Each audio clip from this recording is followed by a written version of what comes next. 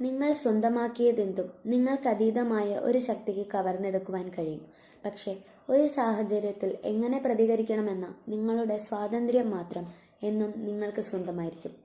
പ്രിയമുള്ളവരെ, ഇന്നത്തെ പുസ്തകം മാൻസ് സെർച്ച് ഫോർ മീനിങ് അഥവാ പൊരുൾ തേടിയുള്ള മനുഷ്യപ്രയാണം, വിക്ടർ ഇ ഫ്രാങ്കിൾ. ആത്യന്തികമായി ഇതൊരു അതിജീവനത്തിൻ്റെ പുസ്തകമാണ്.